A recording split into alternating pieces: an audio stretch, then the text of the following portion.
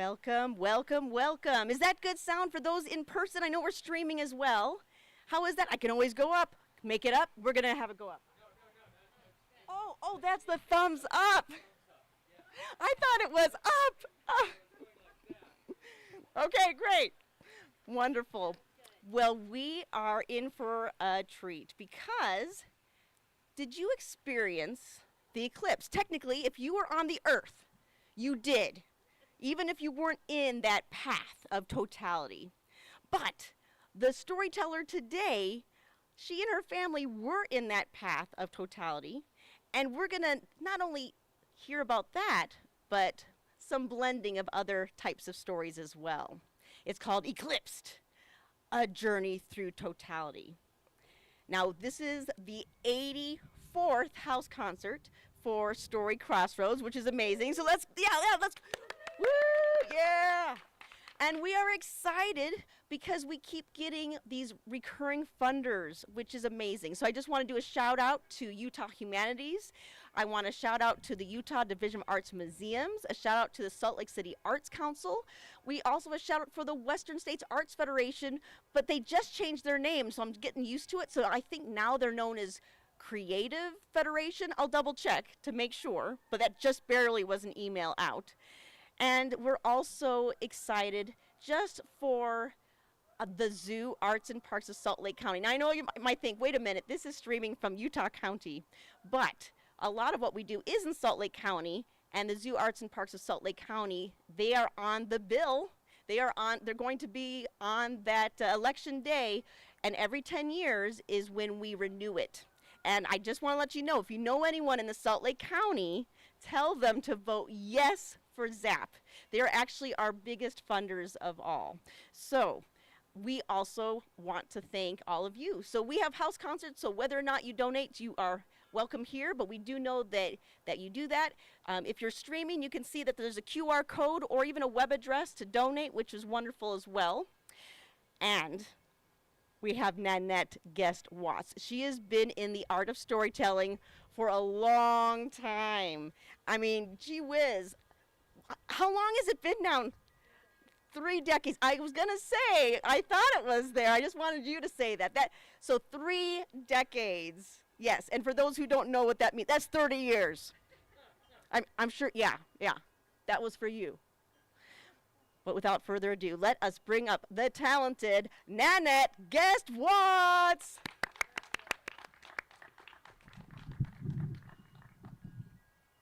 Thank you, Rachel. Let me get a hand for Rachel Hedman. She works so hard and tirelessly. I'm sure she gets tired. She has to get tired at some point, right? Welcome. Thank you so much for being here tonight to share these stories with me. I am excited to share them with you. I was preparing earlier in the year, and I can't really talk about what was going on at the time. There was a health trouble in the family, and we postponed. So here we are today. I'm really grateful. Thank you for being with us online. Am I too tall for the screen? I think I'm good. I can see me, so I can't see you, but I can see me. No, you're good. Okay. All right. Have you experienced the full power of the eclipse? Have you put yourself in the path of complete totality? I had not before this year. I was thinking that we had come full circle with the best I had ever experienced the power of an eclipse. In, I think it was 2023, help me out, some of my details I was supposed to check off before. 2023, October, you three were there with me. Yes, was it 23 or 22? 2022? At some point in the last 2 years, there was an eclipse that came through Utah, and it was percentage-wise 90, I'm going to say 90%. We were 90% in the path of totality because I had ghost tours to do up in Salt Lake, and my husband wanted to get everybody together, so we got everybody in our family, as many as could come together, and we drove early in the morning. Now, I stay out for ghost tours until midnight. So I had to zip it home, get up early, get barely enough sleep, get all the chairs, all the food, all the people, and most of our kids were with us and all of our grandchildren, and we went down to mid-Utah. There is one corridor in Utah, so I was really worried that I wouldn't be able to get back to head to Salt Lake to do more ghost stories the next night. I was a little bit worried about the trip. But it went off without a hitch. We got ahead of traffic in and out. We were down in the middle of the Utah desert, and we experienced 90% totality. When we got home, I realized, as cool as it was, my cousin had pictures of a tree in her backyard. The big leaves looked like little eclipse circles with a chunk taken out of them. And I was jealous that we were down in the desert where there were no trees. But you couldn't pass the experience that we had together. It was magical. We had glasses. We had a great camera person who took pictures of everybody with their glasses on. I thought, this is perfect. We did it. And my husband said it wasn't good enough. And that in 2024 April, we should go to Austin. We should go to Texas because it would be 100%. And I'm like 90, maybe it was 94%. Somebody look it up real quick. So it was a high percent here in Utah. I thought we drove there, we came back, I made it from and to work on time. Everything was great. But he was getting a little bit pushy about it. He wanted to go to Austin. I wanted a basement bathroom. There are only so many funds to go around. And I was told by several people, oh, you'll love it. Oh, don't miss it. It will change you. I experienced 90-some%. I don't know that I wanted to be changed anymore. But still, everyone, I looked for colleagues, I looked at friends, I looked at family members, and those who had experienced complete totality agreed that it would change me for the better. And so I bought the 4 times higher priced tickets. I did it to fly to Austin and fly back home. And what I thought was, well, half of my grandchildren moved to Austin in January of this year, so the trip would be worth it. If nothing else, it's grandkids on the other side. My oldest son, his wife, family. That's the reason I bought the tickets, to tell you the truth. And then I got more into it. I started looking up online about totality and stories. And Rachel called me and said, hey, you're going to the Path of Totality. Wouldn't this be a great concert? Yes. Okay, now I'm paying attention to all the stories worldwide about everything going on. And we got closer and closer to our departure date. I had my clothes picked out. I was going to wear a blue shirt with red pants because those were the second best colors to wear, and I didn't have any green. Green apparently plays funky tricks with your eyes, and that would be the color to wear when you're in totality. We watched some videos. We saw what other people said about being in the path of totality. And I will pause that story here to tell you that sometimes the best laid plans of mice and men oft go awry. But nobody could take away the fact that there were grandchildren there, so everything works out in the end. There are places in the earth throughout time people have tried to explain the unexplainable. Before they had science and rockets and ways to view the heavens, I don't know, from time that has been recorded, they have done amazing things with looking at the heavens and knowing these are planets and these are stars and what is going on so far from home here on earth. But there was something magical that would happen. Some people were afraid of that which they could not explain. Some people were fascinated. Some people felt they could harness the power of totality if only they could get their whole families out in it. And of course, stories were told, legends. Now, it occurred to me, looking through the history of an eclipse, a full eclipse of the sun, it doesn't happen more than once in a lifetime. And I was told this when I was in the 5th grade. It was October 12th, 1977, and approaching the eclipse, all of the teachers were abuzz with what was going to happen during the eclipse. They told us stories about the eclipse. They gave each of us little cards, each of 3x5 cards. We each got 2. And they half explained, or I was half listening, all about what would happen on this day when we were at school and we could punch a hole in our card, and somehow we held the cards, and I didn't quite understand how, but we all, hundreds of kids, piled out on that October day to the playground in Sherman Oaks, California. And I didn't see any trees there. It wasn't a full eclipse because the weather didn't get colder like it did in October here, 2023. And I didn't notice a lot of change. It was still fairly sunny, but I saw on my cards, once I realized how to hold them and look at the shadow, we were told you'll be blinded by the light if you look at the sun. So do not look at the sun, children. Your eyesight is in our hands. I was scared to death to look at the sun. I didn't look at the sun for weeks before nor weeks after. I didn't know what was going on. I didn't fully understand. They did not teach us the science behind the eclipse.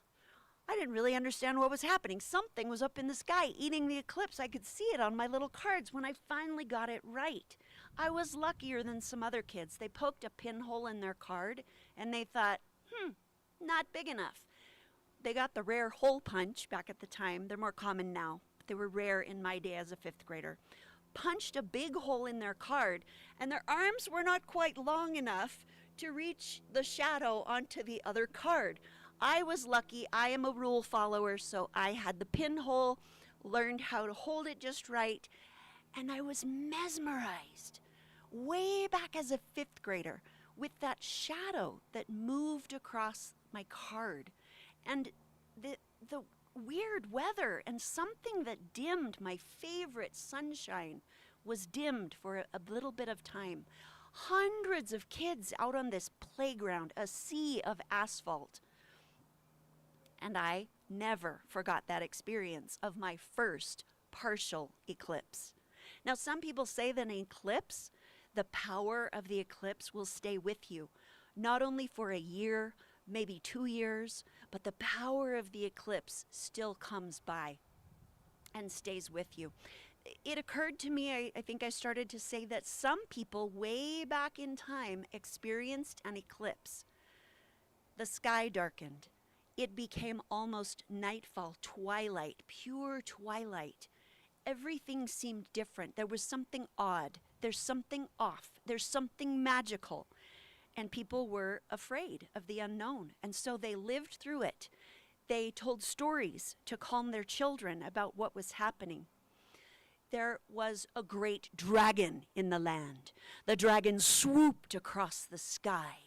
It was going for one goal. Now, normally the dragons in China liked to live in the waters, but this dragon was soaring through the sky with one goal: to eat that sunshine.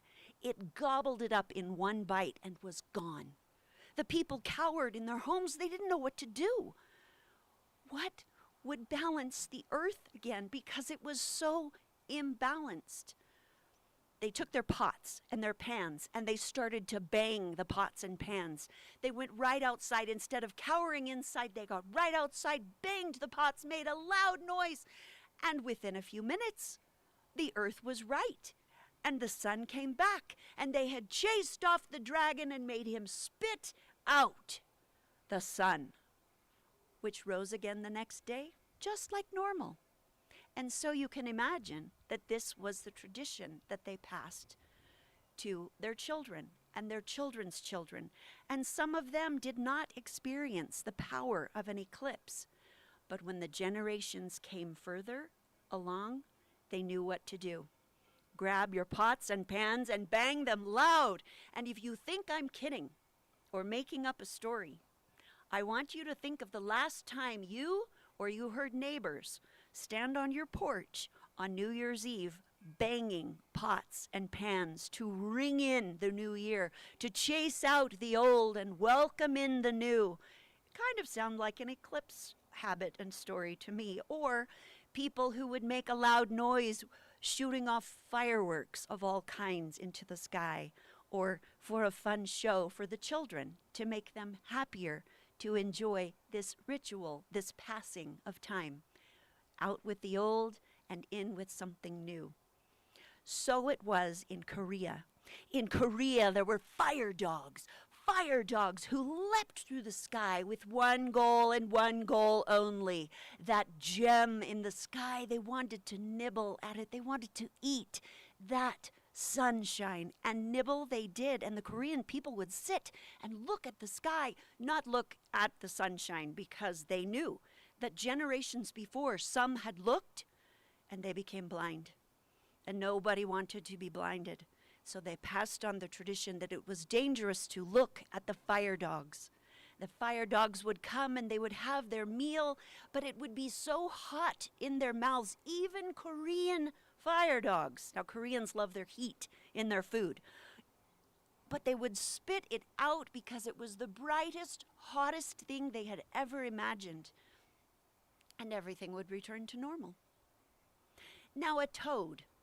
Have you ever thought of a toad being a menacing creature?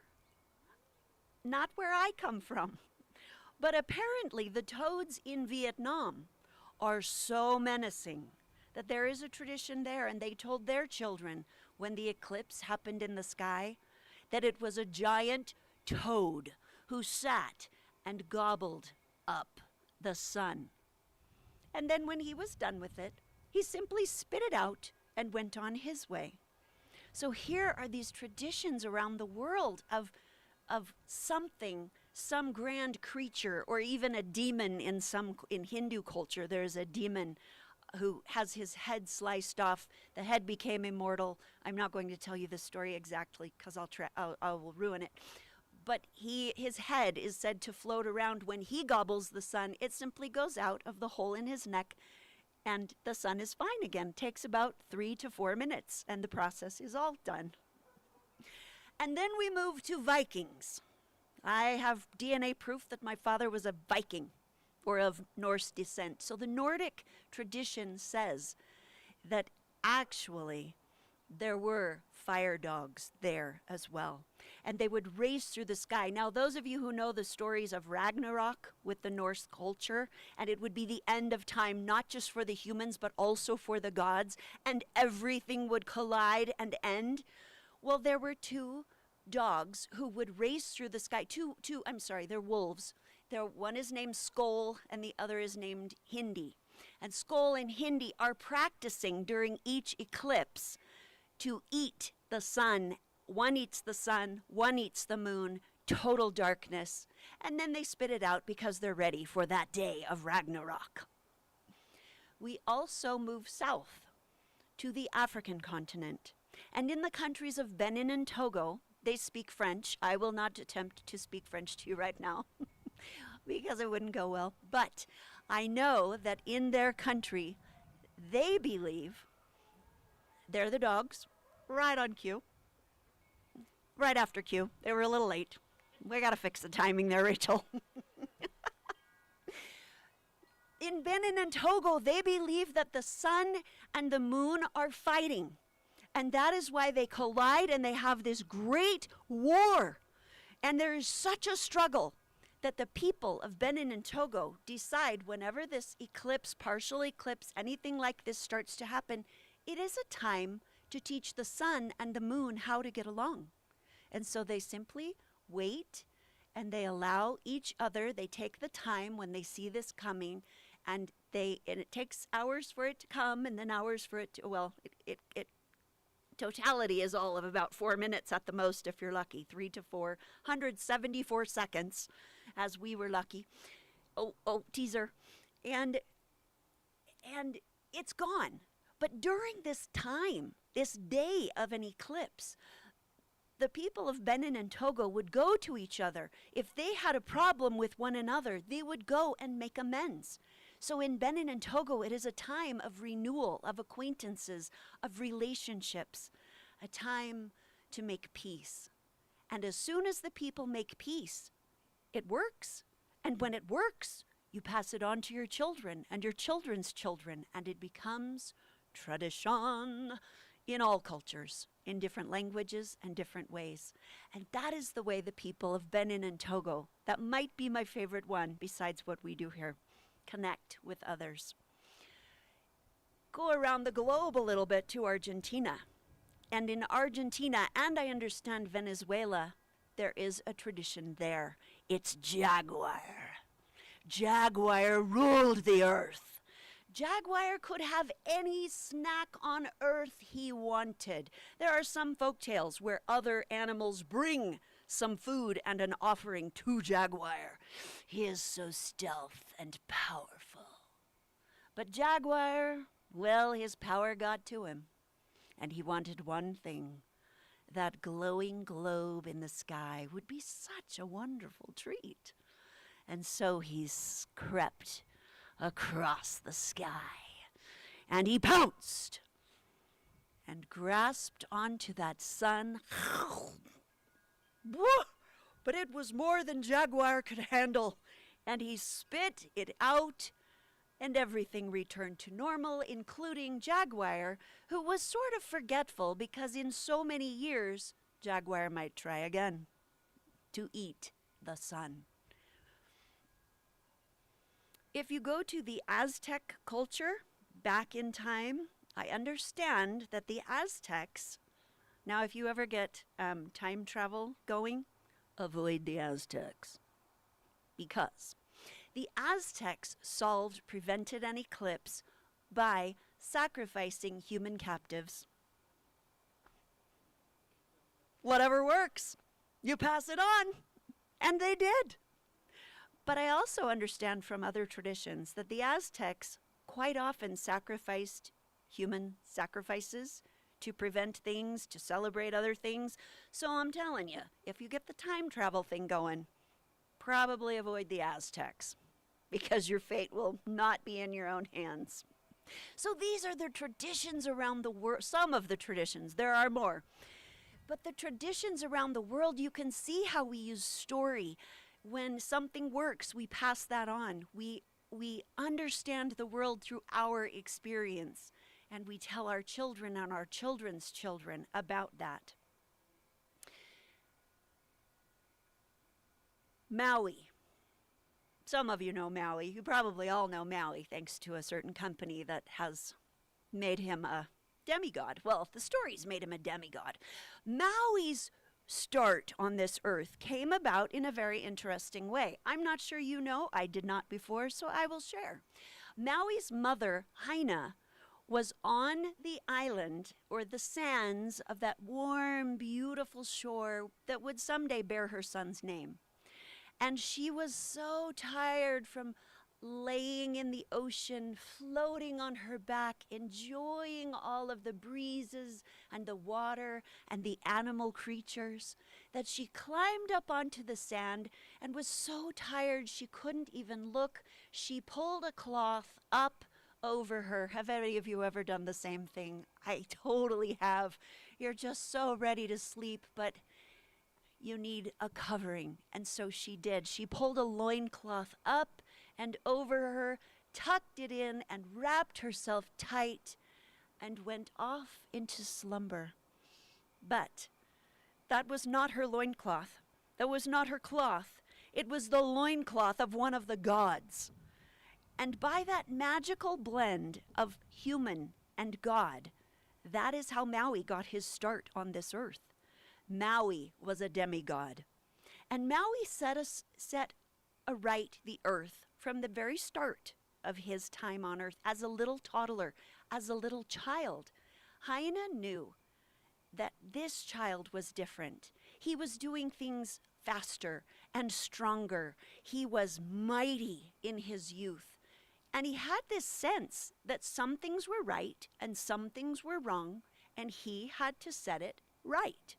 And so he went along. There are stories about him gaining fire for the people. He was always bridging the gap between heaven and earth. And Maui decided one day, he was listening to his poor mother.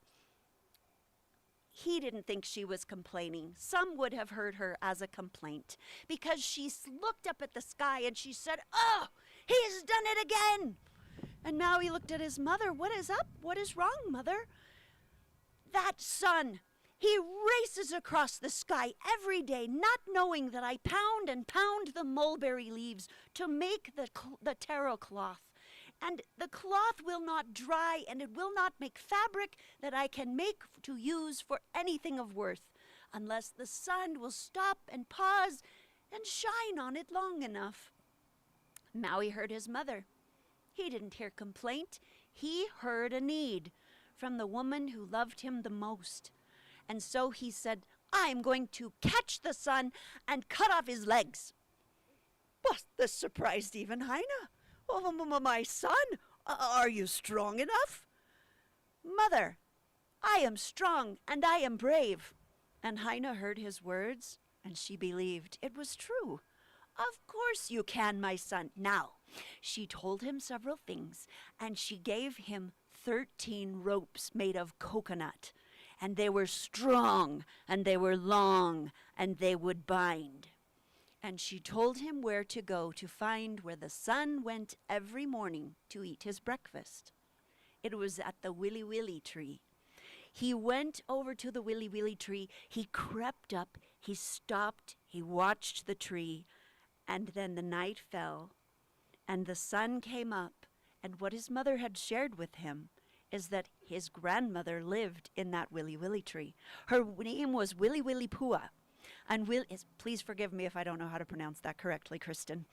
Willy Willy Pua, you can correct me later, but you weren't here.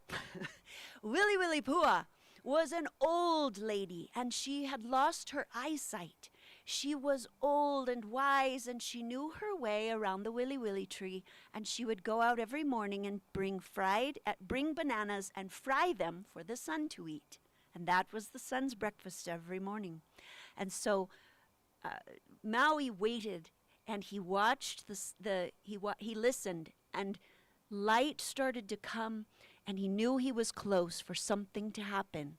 He waited behind the tree, and there Willy Willy Pua came out, and she set down bananas, and she went in to get other supplies.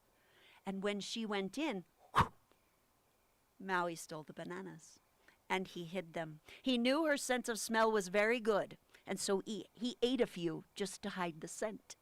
And then he waited. Willy Willy Pua came back out. "I know I put bananas right here. Where have they gone?" She looked around as she could with her other senses, and she knew where everything was, but the bananas were gone. She went back inside, got more bananas.